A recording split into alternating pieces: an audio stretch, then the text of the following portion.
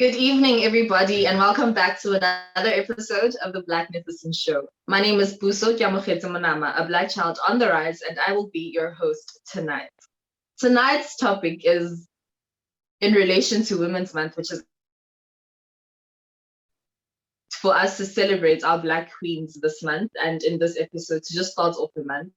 I think all Black children, if not, or let me say a lot of them, if not all of them, can relate to having divine Black women in their lives who are part of their upbringing and who are part of their story as to who they are now.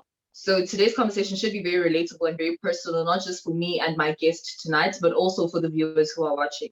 I know that the poster for this week's episode had two guests on it. However, one of them had to cancel last minute because of personal reasons. However, I do have one of the guests here tonight, and she's available. We're going to have this interview or this conversation, rather, her and I together.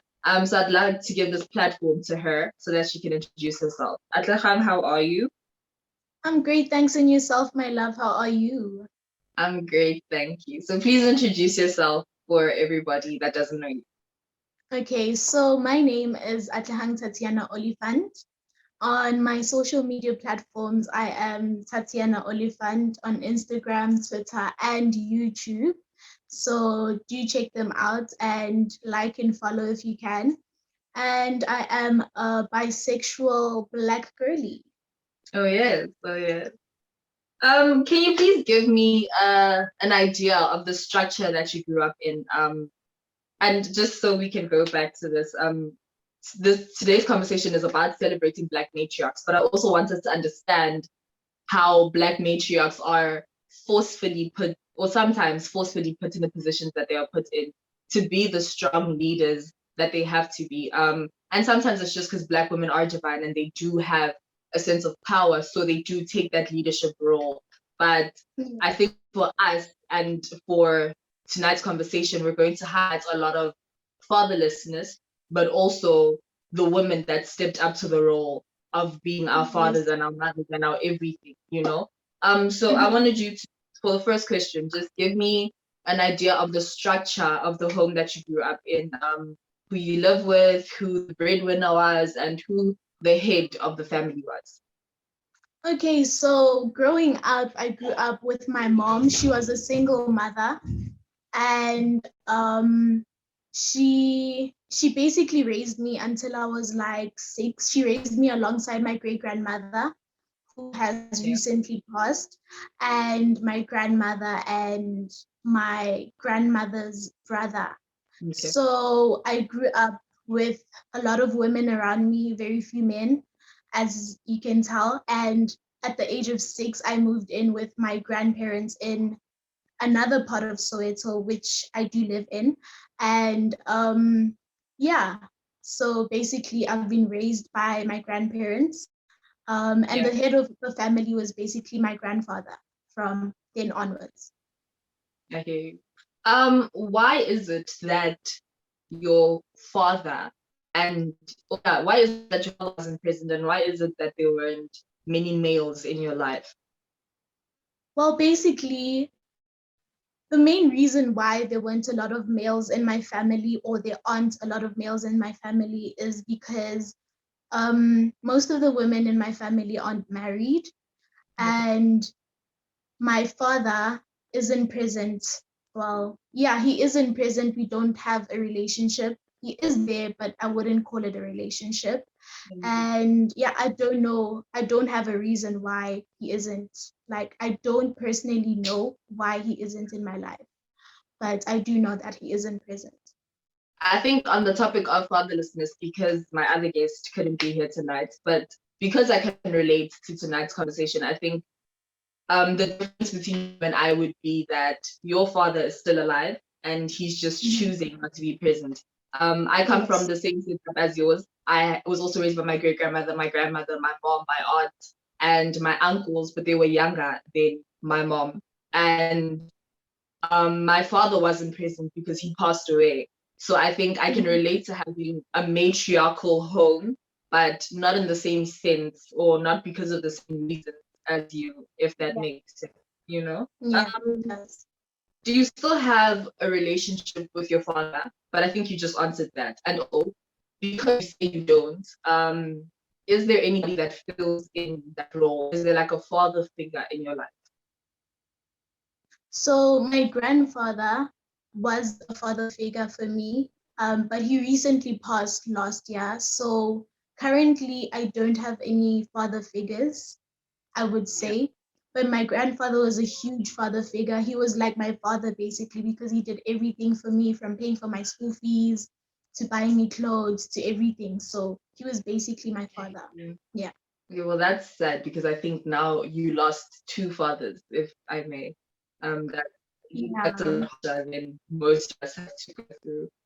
As a girl child, what would you say the lack of having a father figure or a present father is on you emotionally and socially, if like you can think of anything? Okay, so emotionally, I feel like it affects me in a negative light because um I do long to have like a father's love and a father's perspective on things. And I feel like most of the things that you learn growing up, you have to be taught by Yeah, a man, because like the way you get treated by men outside and the way you view men and the way you treat men outside is based on how like the father that you had in your life taught you. So I feel like I had to teach myself some of those things, and it was very difficult because I had to go through trial and error, and I had to go through a lot of heartbreaks and a lot of mistakes.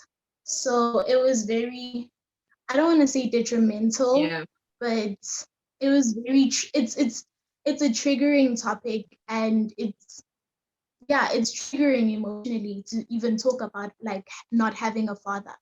So yeah, and socially, like I view men differently because of the fact that even my peers, most of my friends and my peers don't have fathers as well. So it's like, but why? You know? So yeah, that's how it's affecting me. I think for me, what I can say or how I can elaborate on what you're speaking on, I think emotionally it's and socially, if I may, it's the fact that it's what you're saying, Wuti, it's hard for you to interact with men.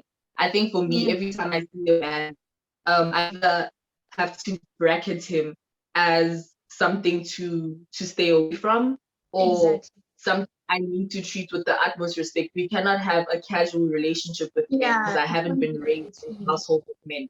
So it's hard for me to find an intermediate of how I must speak to and just have relationships normally with men. Yeah, it's not something that comes easily to me. And I think also just like as a girl, you hear of all these like princesses and daddy's little girls and stuff. So I understand when you say it's a trigger because there are mhm. so many girls who are growing up and you see them posting about their fathers and stuff. And it is a very triggering thing to remember that Yeah, that's your father isn't there for you to do that with him. he's choosing not to be in your life. Yeah. Yeah. In your interactions with your peers, especially your friends and so forth, is it a normal from people? Is it a norm rather, for people come from single parent homes, especially from single moms, and as opposed to the old reason? What do you think the reason is now, like for their fathers not to be present? Because I think the older reasoning, as I mean, would be people saying the father left to the city, so the father's gonna go work in the city and the mom stayed at home to take care of the children, and that's why they come from single parent homes. So what is the reasoning now for people to come from single parent homes? I feel like the lack of responsibility from male Yeah, figures and the lack of accountability of like having to take care of the children. And some men, I feel like, just run away from their responsibilities because they feel like it's too much or they're going to be a burden on them and their yeah, dreams. And it's like, makes me think, Hore, like, what about the other party? What about the mother of the child? She also has dreams, she also has true. aspirations. So if you leave her to be like the only person to take care of that child, it's going to be an even more difficult task for her to do that and to raise the child properly. When you say accountability from who? Like accountability from the father, like to take accountability of the fact that he has a child. I think also, to like. The reason why I'm asking is because I think also society has made it a norm for men to feel comfortable with the fact of leaving their children. I think the fact that the mother is the mother of the child is something that society's normalized too much, because the mother can't run away, as they'd say, like a dad can leave, but a mother can't. It's just absolutely absurd. So I think it's something that's been normalized. I think society definitely doesn't hold men accountable as well.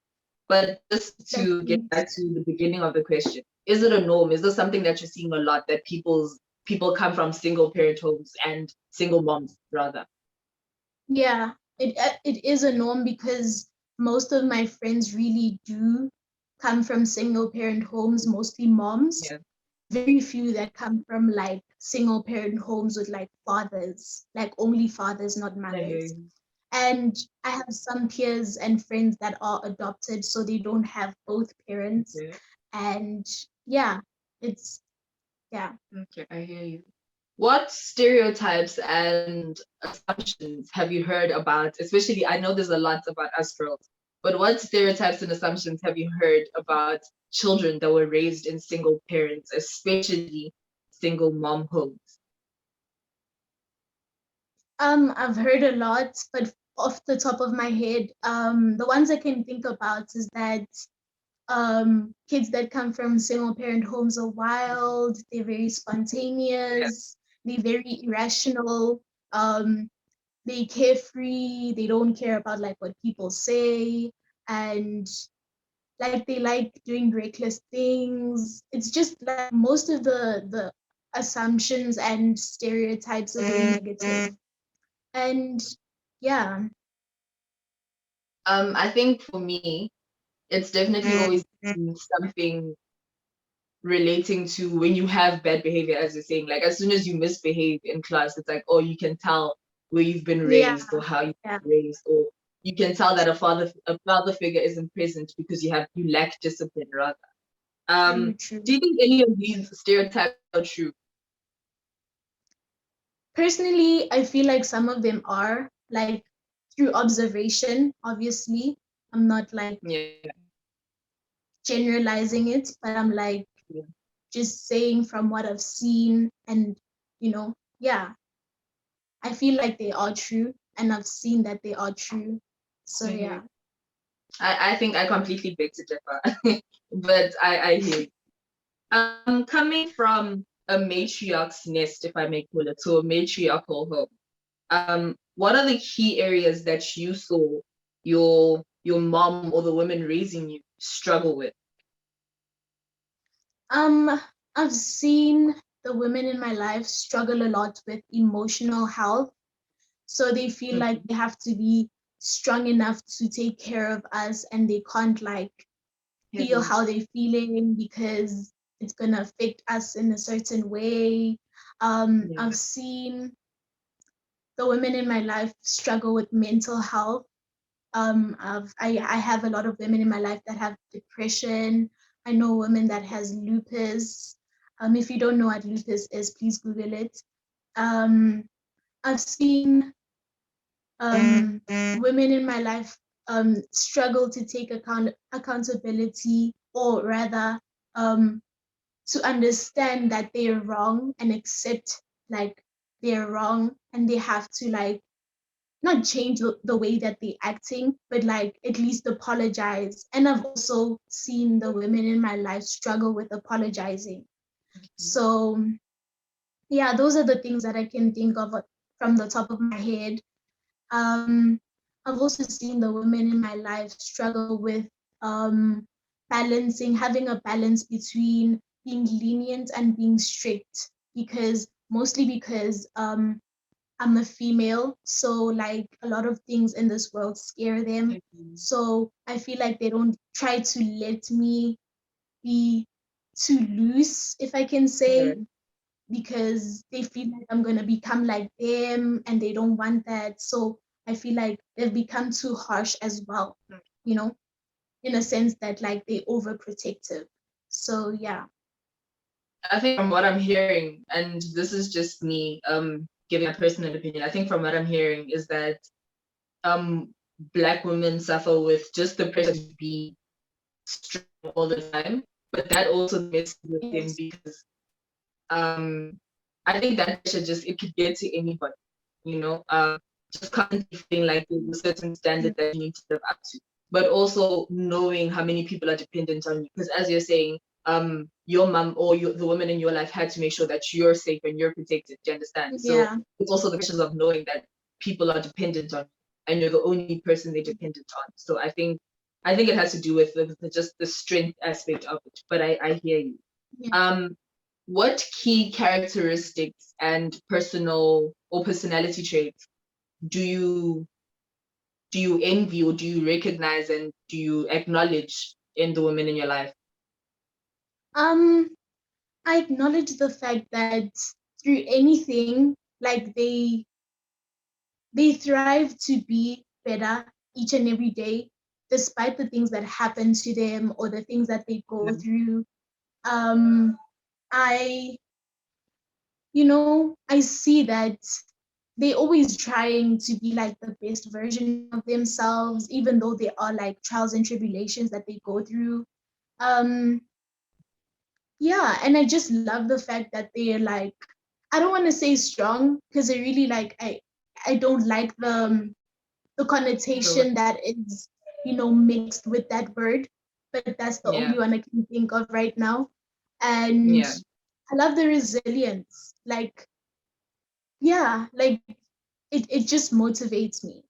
So And you yeah. know, Black women are definitely very, very resilient. I think top top most resilient people I know have to be Black women. Have you witnessed a particular, and when I say particular, I'm not talking about like a key or a generalized idea. I mean like a very particular situation or a very particular aspect where the women that raised you had to be strong. And you could see that they were struggling, but I mean, obviously they overcame that and their strength thrived. Yeah. So can I talk about the situation Yeah. that the woman went through? So there was a time where my grandmother was going through some problems with her in-laws, the Yeah. family, Yeah. and you could see that like the things that they were saying were hurting her, and the things that they were doing were affecting her in a negative way. But she kept like a strong face, and she kept like a strong posture, like hore, they shouldn't get to her, like, and she put on this front, yeah, hore, I'm okay, but you could see that she's not Okay. okay. At night, sometimes I could hear her crying. Like, it really broke my heart to actually experience that. But yeah. I think that conversation, especially with the in-laws, is a big trigger, and it's a Mm, conversation that apparently is very normal amongst people, Uguti, it is. and especially when the woman's husband passes away, That's very the true. in-laws turn into very nasty people, and again I'm generalizing. This is just Yeah. from personal experience and things that I've heard and things that I've experienced, but Yeah. it's almost normal for in-laws to treat women completely like just horribly when the partner passes away as opposed to the way they treated them when the partner was still alive. So I can Exactly. completely relate to what you're saying. Yeah. What is your take on the notions of imbogodo and musadi utwara thipa ka bogaleng? What is your getting? Do you believe in these notions, and do you see that the women around you are practicing these notions? And what I mean by this is obviously imbogodo is just a strong woman, you know. Motsadi o tshwara thipa ka bogaleng is just this idiom or whatever that is made to basically teach us women that even when life gets rough, you need to persevere. Like even when it's rough, you can't let go. You Yeah. continue. Yeah. Is this something that you see women around you do, and is it something that you also believe in? I definitely do see the women around me do that a lot, even because they, even when like things are really tough, they try not to fall apart. They try not to like let the things that are happening get to them. They just try to like thrive through everything that they go through. And it's really inspiring. But honestly, personally, I don't believe in like this woman, mfazi, wathinta umfazi, wathinta imbokodo, because like women are fragile. We still are human beings, and we should be like, even in complex situation and in a harmful situation, you shouldn't expect a woman to be okay with it just because she says she's a mbogoto, or people say that women are mbogotos. Yeah. So yeah, I personally don't like take after those notions and stuff, because yeah, no, I'm a very I I'm hear a you. very gentle hand. Like, I'm very fragile. I hear So you. yeah, no, I My don't next take question after is this. related completely to that one, and it's almost the exact same thing, but it's more definite. Do you believe in romanticizing struggling as Black women? And do you wish to be a strong Black woman? And when I say strong Black woman, I mean the codes of society, the way society expects you to be. Because Atlehang ways. I no, no, no.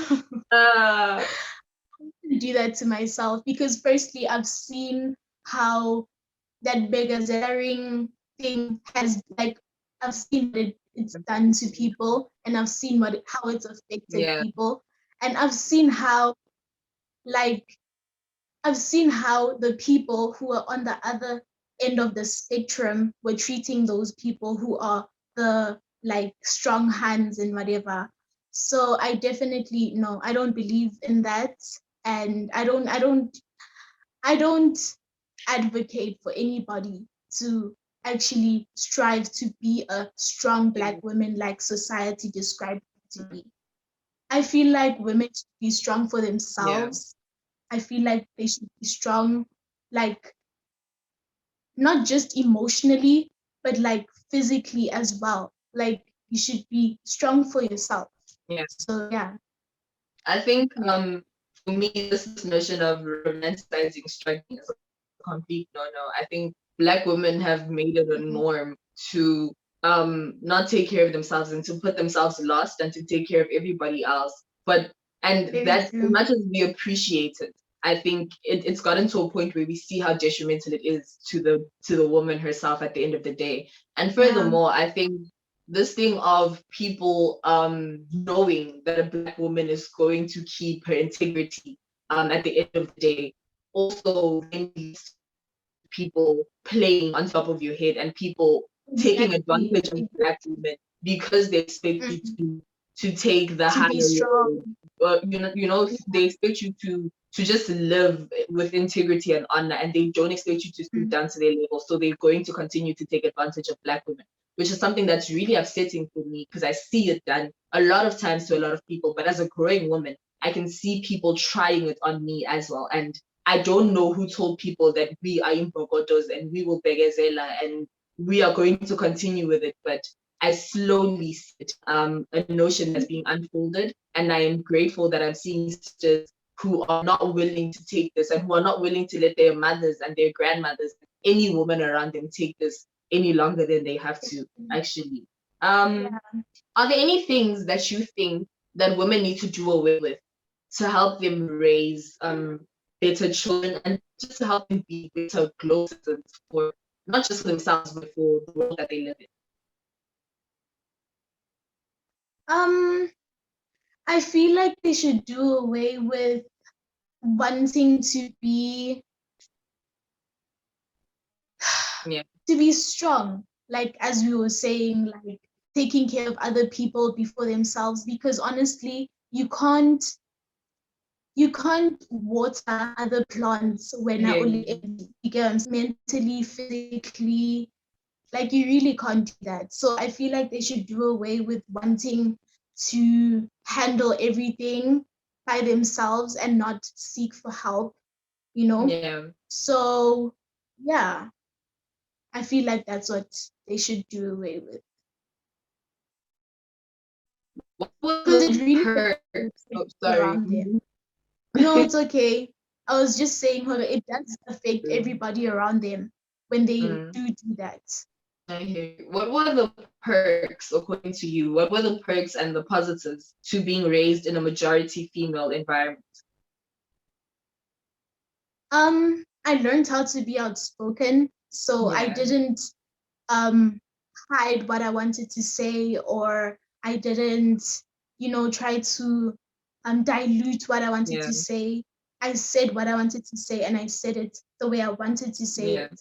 But obviously not to hurt anybody, Mm, but like in a way that made me feel good and made me feel heard. I hear you. The other perks, I learned how to, you know, Okay. take like I've seen how, the women around me, some of the women around me really do like, thrive when they are good to themselves, and they really do thrive when they take care of themselves. And I've learned how to, really enhance that in my life, Yeah. I hear you. I hear you. Knowing what you know and looking back at the way that you were raised and just your household and the environment, would you also want to be a matriarch, and I mean a leader in your home? Would you actively choose to not have a man present in your home? I feel like being a bisexual woman, Yeah. it honestly depends on who the love of my life is going to be. I mean, if it is going to be a male, then obviously there is going to be a man around the house. Okay. And like I do appreciate the fact that there is going to be a man around the house and to teach, like to handle stuff, not alone, but like to be the man of the house. And if I I hear you. do fall in love with a woman, um, there is going to be like, we're going to have, therapy, and to have to like go through the things that, the traumatic things that led to how we are as people right now, Okay. so that we can be able to raise, and like we can be able to raise healthy, like better children than us, basically, and to be able to have a household that's happy, and no trauma. Obviously there are going to be things that are going to happen, but obviously, to minimize those things, we're going to have to go through that. Yeah. What key characteristics or what characteristics would you like to take from the women that raised you? um Being resilient, definitely, Up to and them, up to- um definitely, definitely going to have to be, um you know going for what I want until I get it, you Yeah. know um also being honest with myself. That's Yeah. one of the things that I've learned from being raised by women. Being honest with Yeah. myself, um being really respectful towards myself and towards other people, because respect goes a very long way, and it really helps you in life. So yeah. I hear you. I'm sorry, there's construction or whatever happening around here. Um, It's what okay. would you like to say to the women in your life and the women that have raised you, to all the women that have contributed to you being who you are today? Yo, that's really deep. I might even cry, but Yeah. um I'd love to say thank you so much for always being there for me. Thank you for trying your best all the time. Thank you for always making the choices that you made. I know some of them weren't good for the both of us, but they worked out. And I'm very grateful for everything, man. Like I'm very And I'm very honored to be around the women that I am, because they have taught me to be the best woman that I can be. And they have taught me to, to be myself. So yeah, I'm very grateful. I'm very, very grateful. I think that then brings us to the end of the show. Our show might be a little shorter today than usual, but as said, we lost a guest, so there was a little less to say. Yeah. But thank you, Atlehang. Thank you for coming through today. Thank you for honoring your invites, and thank you for sharing your story and just trading experiences with me for today's conversation. I think today's conversation was very personal and it's very easygoing for the both of us because it's something that we've spoken about multiple times and it's something that we can relate to. And I can only hope that the viewers at home can also relate to this conversation and also feel like you need to go back today and text your mom and tell her you love her because this life is short. But beyond that, we know how heavy and how hard it is to live in this country as Black women. We need to constantly remind the women around us that they're important to us, that they matter to us, that we love them and that we care for them, and that we appreciate each and every single thing that they do for us, that we value them, and most of all, that we see them. We see what they do, we see how they do it, we see that they're not doing it for themselves, but for the rest of us. We see you, Black women, and we thank you for each and every single thing for your being. Thank you to all the women that are here pushing us in the streets to be better versions of ourselves. Thank you to the women who see girls crying on the streets and stop to help young girls. Thank you to the women who are in churches and wake up every single morning to go and feed people, to go and be there for people. Thank you to the women who feed the homeless. Thank you to the women who hug us when we're sad. Thank you to the women who make us laugh. Thank you to the women who gossip with us and make our day. Thank you to the women who fix our hair. Thank you to the women who fix our dresses. We can't see that something's wrong. Thank you to all the divine Black women that this country has given us. We thank you everything that is you. I think before I get carried away and start saying everything that I wanted to say. Thank you to the rest of the viewers for tuning in. Please don't forget to like, comment, subscribe to the channel if you haven't already done so. Don't forget to follow us and see us again next week, Sunday, for another episode of the Blacknificent Show. Remember, people, to please, please, please be kind to women, not just this month, but for the rest of your life. Enjoy the rest of your evening. Good night. Good night.